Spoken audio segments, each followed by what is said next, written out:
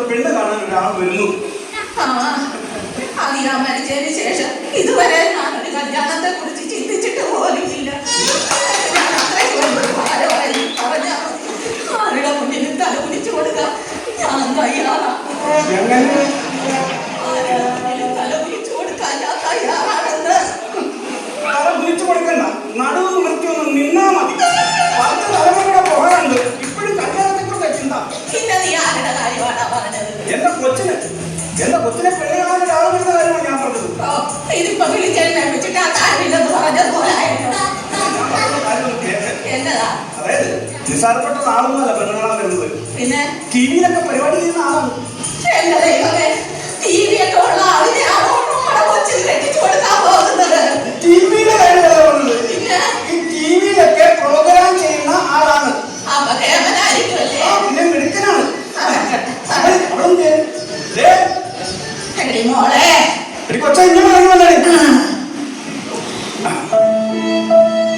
നിന്റെ മാവ് കടന്ന കുത്തിക്കൊണ്ടിരിക്കുന്നു. അച്ഛനോട് ഞാൻ ഒരു കാര്യം പറയട്ടെ. എനിക്കിപ്പോ കല്യാണം വേണ്ട അച്ഛാ. എനിക്കിപ്പോ കല്യാണം വേണ്ട. അതിനിപ്പോ ആര് കല്യാണം നടത്തുന്നു? ഇന്ന് പെണ്ണുകളെ വരുന്നേ ഉള്ളൂ. അത് കഴിഞ്ഞിട്ടാണ് നിശ്ചയം. ആ നിശ്ചയത്തിൽ തന്നെയാണ് നമ്മൾ കല്യാണത്തിന്റെ ഡേറ്റ് എടുക്കുന്നത്. ആ സമയത്ത് സ്വർണ്ണത്തിന് വിലക്കുറവാണെങ്കിൽ നമ്മൾ കല്യാണം നടത്തും, അല്ലെങ്കിൽ അത് ആലോചിച്ചിട്ടേ ചെയ്തുള്ളൂ. ഈ കല്യാണം നടന്നു കിട്ടിയാ നിന്റെ ഭാഗ്യമാണ്. നിന്റെ ഭാഗ്യമാണ്, നിന്റെ ഭാഗ്യമാണ്. ചേട്ടാ നമസ്കാരം. നമസ്കാരം. ഞങ്ങൾ കാത്തിരിക്കായിരുന്നു. സമയത്ത് വരും. അതാണ് എന്റെ ചെറിയ പക്ഷെ അങ്ങനെയൊക്കെ പെട്ടെന്ന് കയറി വരാൻ പറ്റത്തില്ല. അവനൊരു സെലിബ്രിറ്റി അല്ലേ, അവൻ അകത്തേക്ക് കയറി. ദൈവത്തിന് ആള് കൂടുതൽ നിങ്ങളിങ്ങനെ പിച്ചോ മാറോ അങ്ങനെയൊന്നും ചെയ്യരുത്. ആരാധന മൂത്തത്തില്ല, അങ്ങനെയൊന്നും ചെയ്യരുത്. അങ്ങനെ നിങ്ങളൊരു വാക്ക് തരുവാണെങ്കിൽ ചെറുക്കനെ ഞാൻ ഇപ്പൊ അതെ അപ്പൊ അവിടെ ഈ പിള്ളേരെ വിളിച്ച് കൂട്ടുമാറ്റൊന്നും ചെയ്യരുത് കേട്ടോ. അതെ, ഇവിടെ കാണാൻ വരുന്ന ഒരു സെലിബ്രിറ്റിയാണ്.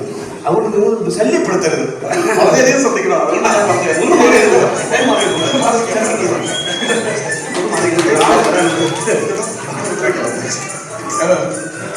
ഒന്നും ശല്യപ്പെടുത്തരുത് കേട്ടോ. എന്താ ഒന്ന് മാറി നിൽക്കും. ഒരാൾ വരാനുണ്ട് പ്ലീസ്. മനസ്സിലായില്ലേ? അതാ ഞാൻ പറഞ്ഞു, ഒന്ന് മാറി നിൽക്കും. ഒരാൾ വരാനുണ്ട്. ചേട്ടാ, ഇത് ആരാണ് മനസ്സിലായില്ലേ? ഇല്ല, ഇതാണ് നമ്മുടെ ചെറുക്കൻ. ഇതോ? പുള്ളി അറിയില്ല. ബൂസ്റ്റ് ചെയ്ത് പോറോട്ടെ. അതായത് ഞാൻ പറയാൻ ശ്രദ്ധിച്ചു കേട്ടോ. നമ്മൾ ഉത്സവപ്പുറത്തിൽ പരിപാടി കാണാൻ പോയിരിക്കുകയാണ്. ഇരിക്കുന്നു, പരിപാടി തുടങ്ങാറായി, നിശബ്ദമായി. അല്ല, നിങ്ങളെല്ലാം പറഞ്ഞത് വളരെ പ്രശസ്തനാണ്. ശ്രദ്ധിച്ച് കേൾക്കണം. ഉത്സവപ്പുറത്തിൽ പരിപാടി കാണാൻ ഇങ്ങനെ ഇരിക്കുന്നു, എല്ലാം നിശബ്ദമായി. പരിപാടി ഇവിടെ തുടങ്ങാൻ പോവുകയാണ്. ആ തുടങ്ങാൻ പോകുന്ന സമയത്ത് വരുന്ന ആളാണ്. ഓ, ഇഞ്ചിമുട്ടായിരിക്കും വരുന്നത്.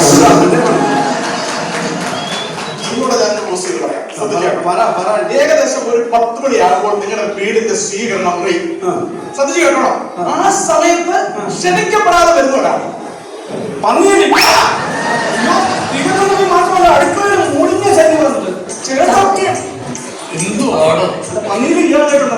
ഇതാണ് നമ്മുടെ ചെറുക്കൻ കലാഭവൻ ഡിറ്റോ. അങ്ങനെ പേര് ഞങ്ങൾ ഇതുവരെ കേട്ടിട്ടില്ല. അല്ല, ഇത് ഞാനിപ്പോ ടി വി കാണാത്ത കൊണ്ടായിരിക്കാം. ചിലപ്പോ മോക്കറിയാവോ? എനിക്കറിയത്തില്ല. പിന്നെ കണ്ണുകൊണ്ട് കാണാതിരിക്കുന്ന എന്നെ പോലും തിരിച്ചറിയത്തില്ല പല സമയത്തും.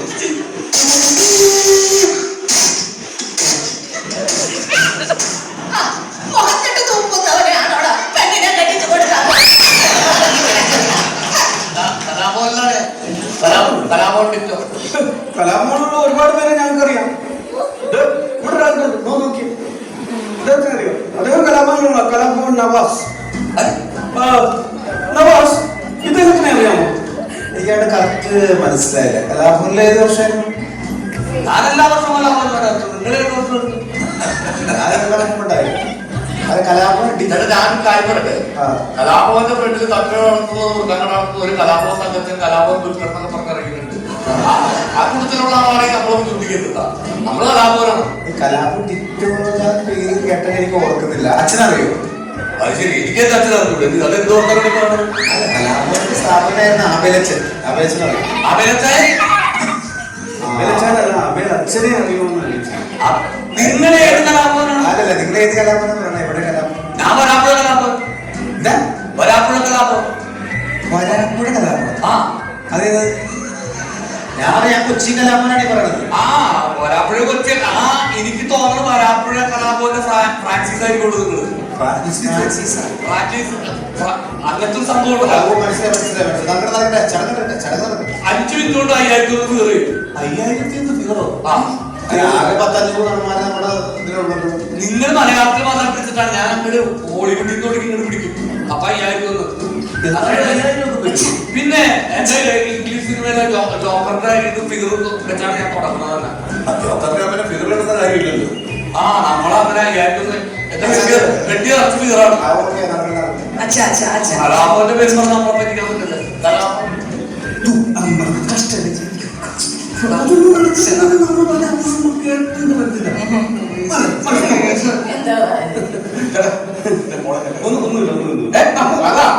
ഒന്നുമില്ല, നിങ്ങൾ വിട്ടേക്കെ. സാധിക്കാം. ആഗ്രഹം പറഞ്ഞതാണ്. എന്തായാലും ഈ കലാഭവൻ ഡിറ്റോയുടെ ഐറ്റംസ് ഒന്നും നമുക്ക് കാണാൻ പറ്റുമോ?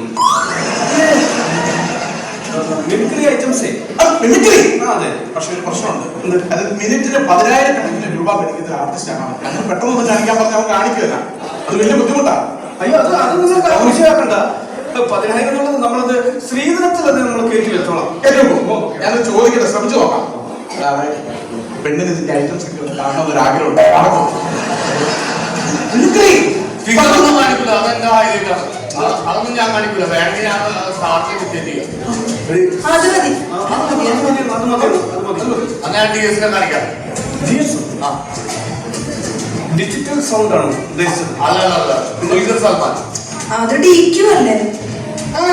DQ എന്ന് പറയുമ്പോൾ ദുൽഖർ പുൽമാൻ തന്നെ വരും. ദുൽഖർ സൽമാൻ.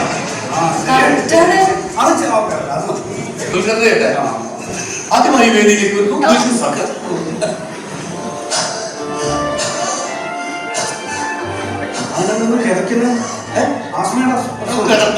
അമ്മട്ടിപ്പാടത്തിലൊക്കെ വിളിച്ചാണ് ലാസ്റ്റ് ഡയലോഗാണ്. പുള്ളി പിന്നെ ഇൻസൾട്ട് ചെയ്യട്ടോ. ഇല്ല, ആദ്യമായി വരുന്നു ദുൽഖർ സൽമാൻ. അതേടാ ഞങ്ങൾ തെരുവുകെട്ടിക്കണം. തെരുവുകെട്ടികൾക്ക് കുടവകളില്ല. നീയൊക്കെ കെട്ടിപ്പൊക്കിയിരിക്കുന്ന എറണാകുളം സിറ്റി നോർത്ത് ഇന്ത്യയും സൗത്ത് ഇന്ത്യയും നടുക്കാറാ.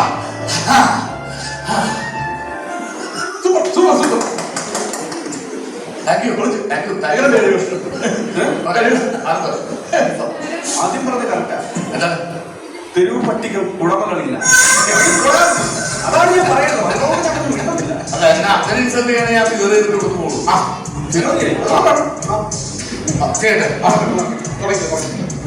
അടിപൊളി കേട്ടോ. എനിക്ക് ഓഡിയൻസ് ആയിട്ട് അല്ലാതെ ഞാൻ ചോദിച്ചു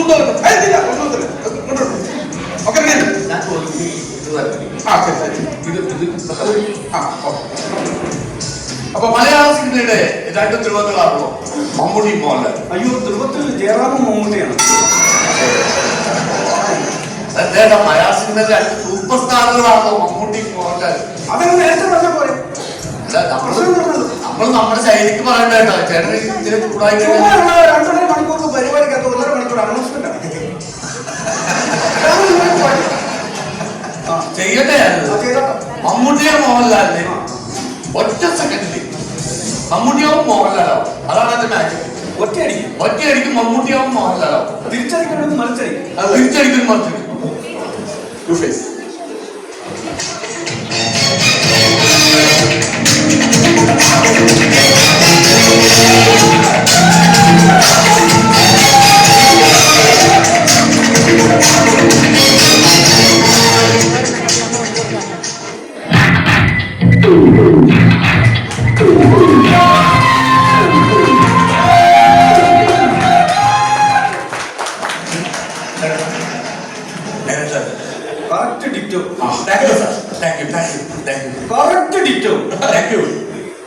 മനസ്സിലായില്ലേ? കറക്റ്റ് നീ തന്നെ. ഇതിൽ എവിടെയാണ് മോഹൻലാൽ മമ്മൂട്ടി? ചേഞ്ച് മനസ്സിലായി. അല്ല മമ്മൂട്ടിക്കാണ് ഈ ക്ലാസ് വെച്ച് മോഹൻലാലിനെ ക്ലാസ് വെച്ചത്. അതാണ് ചേഞ്ച്. ആ ചേഞ്ച് കണ്ടു. പക്ഷെ മോഹൻലാലിന്റെ മുന്നേയും മമ്മൂട്ടിയുടെ മുന്നേയും ചേഞ്ച് ആകുന്നില്ല. എന്റെ മുന്നിൽ തന്നെയായിരുന്നു. നിന്റെ മുന്നിൽ തന്നെ ഏട്ടൻ മാത്രമല്ല ഓർത്ത് ആദ്യമായിട്ട് ഇങ്ങനെ പറഞ്ഞിട്ടുള്ളൂ. ബാക്കി എല്ലാവരും പറഞ്ഞ അവരോട് ചോദിച്ചത് ഞങ്ങൾക്കും അങ്ങനെ തന്നെ തോന്നിയത്. ചേട്ടനെ പോലെ നീ മാത്രം തോന്നിയില്ലേ? നീ എവിടെ കാശ് കഴിക്കുന്നുണ്ടോ? വിഗ്രഹം കണ്ടായിരിക്കും. ഞാൻ പെട്ടി തുറന്നാലും ഇതൊക്കെ വീട് വരും. എന്നാ വെട്ടി തുറക്ക്. എന്റെ ലിസ്റ്റ് പ്രകാരം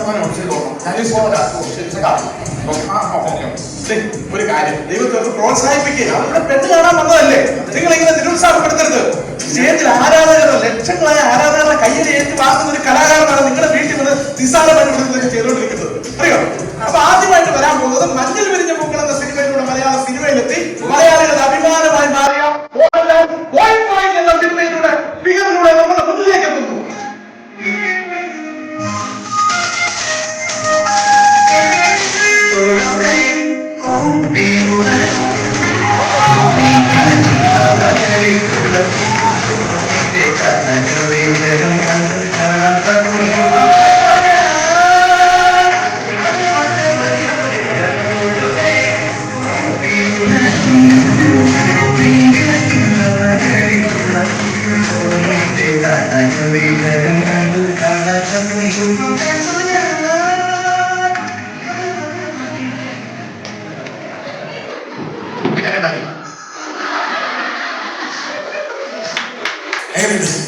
തൊഴുകൈ, ഊക്കുകൈ, ഇതിന് എങ്ങും പോയി ചെയ്യരുത്. മുഖം ഞങ്ങൾ കണ്ടില്ലല്ലോ. താൻ ഇങ്ങനെയൊക്കെ വെച്ച് ചെയ്താൽ പിന്നെ എങ്ങനെ കാണുന്നില്ല? എങ്ങനെ കാണുന്നു? നാട്ടുകാരെ കാണിക്കാനല്ലേ? അതുകൊണ്ടാണ് മുഖം മറച്ചു വെച്ചാണ് കാണിക്കുന്നത്. ഇതെന്ത് അടുത്ത് വേറെ ഒന്നുമുണ്ടോ? എന്ത് ഡാൻസ് ആണ്? സ്റ്റെപ്പ് കണ്ടിട്ടാണോ ഈ പറയുന്നത്? മറ്റു സാധ്യത പിടിക്കാം. ഇതിലൊരു അന്തമൊന്നും ഇല്ലയോ? ഇതൊക്കെ കാണണ്ടേ? വെറുതെ ഇവിടെ വന്ന് ചെയ്തു തരുമല്ലേ അവൻ? അപ്പൊ അടുത്തത് വരാൻ പോകുന്നത് മലയാള സിനിമയുടെ നിത്യവസന്തം ശ്രീ പ്രേംനസീർ.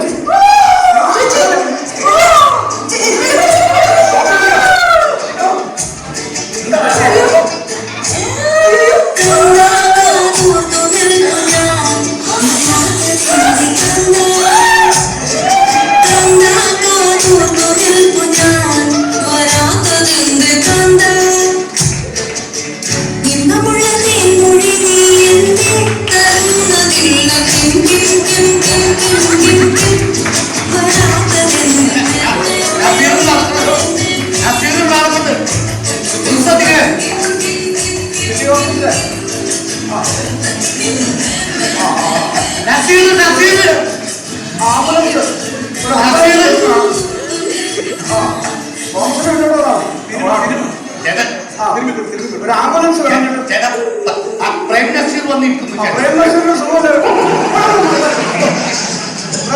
നമ്മുടെ അമ്മച്ചിക്ക് സുഖമില്ലാതെ കിടക്കുന്നു. പെട്ടെന്ന് ആംബുലൻസ്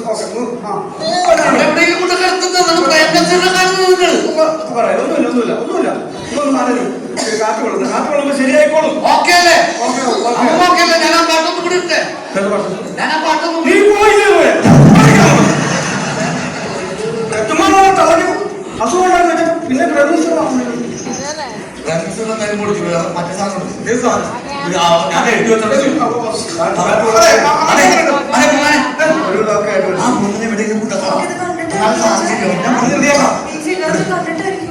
അതെ അതെ അമ്മയ്ക്ക് ഇപ്പൊ കുഴപ്പമൊന്നുമില്ല. അപ്പൊ അടുത്തത് കാണിക്കാം. പിന്നെ ഇനിയുണ്ട്. ഇതുവരെ കാണിച്ചതുകൊണ്ട് ശ്വാസം മുട്ടിൽ വരെ ഉണ്ടായുള്ളൂ. ഇനി ശ്വാസം മുട്ട് ഇത് സൂപ്പറാണ്. അടിപൊളിയാണ്. മോളെ ഇഷ്ടപ്പെടും. ആംബുലൻസ് വരാനുള്ള സമയമുണ്ട്. അതിനുള്ളിൽ എന്തായാലും കാണിച്ചു കൂട്ടിയിട്ട് പക്ഷെ ഒരു കാര്യമുണ്ട്, ഈ പാട്ടിനകത്ത് മോള് കൂടെ സഹകരിക്കണം. ഒരു പാട്ടിന്റെ ലിപ്പൊന്ന് കാണിച്ചാൽ മതി. അതായത് വരാൻ പോകുന്നത് നമ്മുടെ ലാലേട്ടന്റെ എന്നിഷ്ടം നിന്നിഷ്ടം എന്ന് പറഞ്ഞ ആ സിനിമയിലെ വേഷമാണ് ഫിഗർ. അപ്പൊ ആ ഫിഗറിന് മോള് മുമ്പിൽ നിന്ന് 2 ലൈൻ ചെറിയ ലിപ്പ് വെക്കുന്ന പാട്ട് പറ്റുമോ? ഒന്ന് നമ്മളെ ഇത് നടക്കാൻ വേണ്ടിയല്ലേ? അങ്ങനെ സമയമുണ്ടല്ലോ. ആംബുലൻസ് വരുന്ന സമയത്ത് പെട്ടെന്ന് റെഡിയാണ്. ഓക്കെ, ഞാൻ പറഞ്ഞോട്ടെ. എത്ര നമ്മുടെ ടീമുള്ള എന്നിഷ്ടം നിന്നിഷ്ടം എന്ന സിനിമയിലെ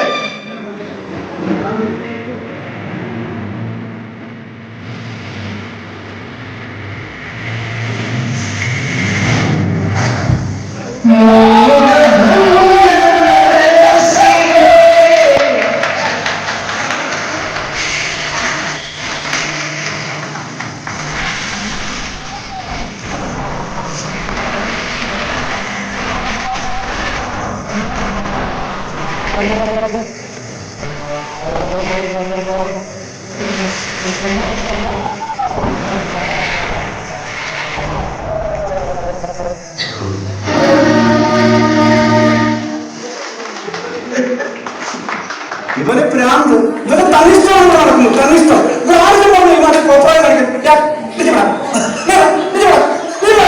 എന്നിട്ട് പോകാൻ പറ്റില്ല. കുറച്ചിട്ടായിട്ട് കൊണ്ടുപോയിക്കണം. അപ്പുറത്തെ വീട്ടിൽ മോഹൻലാലിന്റെ ഫാൻസിന്റെ മക്കളുണ്ടാവുന്നല്ലേ, അവനെന്റെ ഫിഗർക്ക് കണ്ടു. അവൻ സഹിക്കാൻ പറ്റാണ്ട് എന്നെ കുത്തിയതാ. ആംബുലൻസിൽ പറയണ എന്നെ കൊണ്ട് പോകണം കേട്ടാ. അയ്യോ